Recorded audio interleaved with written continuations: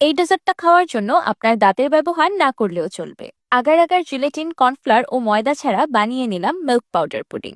Just 5টি উপকরণ একসাথে ব্লেন্ড করে নিলেই তৈরি হয়ে যাবে এমন আকর্ষণীয় একটা ডেজার্ট, তাও মাত্র 10 মিনিটে। খাবারের পর জাস্ট টেবিলে এই creamy yummy melt in mouth পুডিংটা রেখে দিবেন, আর কিছুই লাগবে না। আসসালামু আলাইকুম everyone, I am chef Ishika. Welcome back to আইফুড channel. Milk powder pudding বানানোর জন্য আমি প্রথমে একটি ব্লেন্ডার জারে দিয়ে দিলাম হাফ কাপ গুঁড়া দুধ। সেই সাথে দিয়ে দিচ্ছি 1 কাপ কনডেন্স মিল্ক। আমি এখানে আমার ঘরে তৈরি কনডেন্স মিল্ক ব্যবহার করছি। চুলা জ্বালানো ছাড়া মাত্র 5 মিনিটে কেমিক্যাল মুক্ত হোমমেড কনডেন্স মিল্কের রেসিপি আপনারা আমার চ্যানেলেই পেয়ে যাবেন। এত পারফেক্ট একটা রেসিপি মনে হবে একদম দোকানের কিনা কনডেন্স মিল্ক। আপনাদের সুবিধার জন্য লিংক আমি ইউটিউবের ডেসক্রিপশন বক্সে দিয়ে দিব। আমি এখানে 1 কাপ কনডেন্স মিল্ক ব্যবহার করেছি। কনডেন্স মিল্কের পরিমাণটা আপনারা আপনাদের স্বাদ অনুযায়ী কমিয়ে বা বাড়িয়েও নিতে পারবেন। মিষ্টির জন্য এখানে কনডেন্স মিল্কের পরিবর্তে চিনিও ব্যবহার করা যেতে পারে, কিন্তু আমি বলবো কনডেন্স মিল্ক ব্যবহার করলে পুডিং এর টেস্টটা বেশি ভালো আসবে। এবার দিয়ে দিলাম 1 ক্যান ডানো স্টেরিলাইজ ক্রিম আর 2 কাপ লিকুইড দুধ। ফ্লেভারের জন্য দিয়ে দিলাম 1/4 চা চামচ ভ্যানিলা পাউডার আর 1/4 চা চামচ লবণ।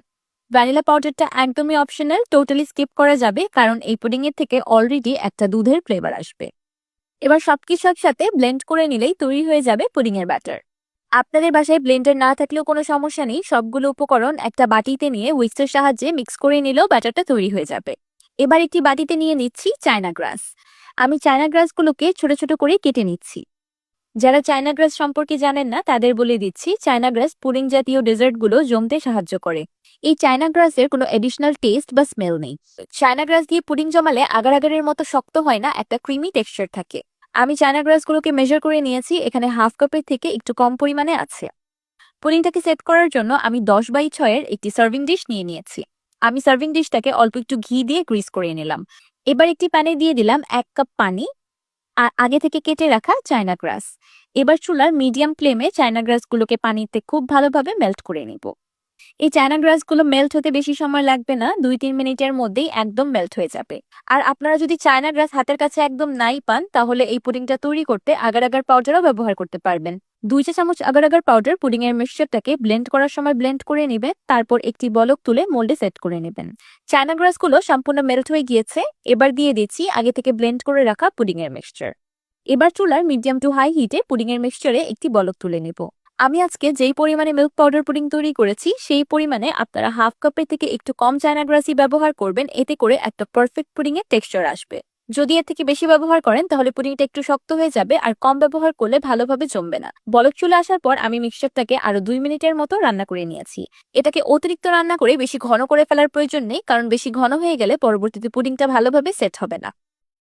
এবার পুডিং এর মিক্সচারটা আগে থেকে প্রিপেয়ার করে রাখা মোল্ডে ঢেলে দিচ্ছি। আমি মোল্ডের উপর একটি ছাঁকনি বসিয়ে দিয়েছি যেন পুডিংটা একদম স্মুথ হয়। আর আপনাদের হাতের কাছে এমন কোনো সার্ভিং ডিশ না থাকলে আপনারা পুডিংটাকে যে কোনো মোল্ড বা বাটিতেও সেট করতে পারবেন। এবার এই পুডিংটাকে রুম টেম্পারেচারেই রেখে দিব একদম সেট হয়ে যাওয়া পর্যন্ত। পুডিংটা সেট হয়ে যাওয়ার পর আমি 1 ঘন্টার মতো ফ্রিজে রেখে দিয়েছিলাম ঠান্ডা হয়ে যাওয়ার জন্য। এবার উপর থেকে গুঁড়া দুধ দিয়ে ডেকোরেশন করে নিচ্ছি, কারণ এই ধরনের মিল্ক পুডিংগুলো ঠান্ডা ঠান্ডা খেতেই বেশি ভালো লাগে। আপনারা ইচ্ছা করে এটাকে ফ্রিজে নাও রাখতে পারেন, ফ্রিজের বাহিরেই এটা একদম সুন্দরভাবে জমে যাবে। এখন আমি পুডিংটাকে আমার পছন্দ মতো কেটে নিব। মাশাআল্লাহ, দেখতেই পারছেন পুডিংটা কত সুন্দরভাবে সেট হয়েছে।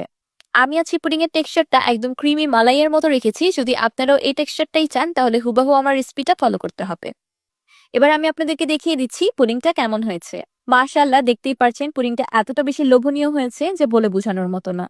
মানে এই ডেজার্টটা বানানোর পর আপনার নিজেরই বিশ্বাস হবে না এত সুন্দর, আকর্ষণীয় ও লোভনীয় এটা আপনি কি বানিয়েছেন। দুধ, চিনি, আগার আগার পাউডারের মিল্ক পুডিং তো অনেক খেয়েছেন। একবার এই রেসিপি ফলো করে মিল্ক পাউডার পুডিং বানিয়ে খেয়ে দেখেন, আর অন্য কোনোভাবে মিল্ক পুডিং খেতে ইচ্ছে করবে না। আপনি যখন পুডিংটা খাওয়া শুরু করবেন আপনার হাতই থামবে না, এটা আমি গ্যারান্টি দিয়ে বলতে পারবো। যেমন দেখতেই পাচ্ছেন আমারও থামছে না। যারা ডিম ছাড়া মজাদার পুডিং এর রেসিপি খুঁজছিলেন তাদের জন্য তো এটা একটা পারফেক্ট রেসিপি। মনেই হবে না যে এই পুডিংটা ডিম ছাড়া তৈরি হয়েছে। একদম মেল্ট ইন মাউথ একটা পুডিং হয়েছে, মুখে দেওয়ার সাথে সাথে একদম মিলিয়ে যাচ্ছে। আমার আজকের এই মিল্ক পাউডার পুডিং রেসিপিটি আপনাদের কাছে কেমন লাগলো আমাকে অবশ্যই কমেন্ট করে জানাবেন। ভিডিওটি ভালো লাগলে একটি লাইক দিবেন, আর আমার চ্যানেল সাবস্ক্রাইব করে আমার চ্যানেলের পাশেই থাকবেন। আল্লাহ হাফেজ।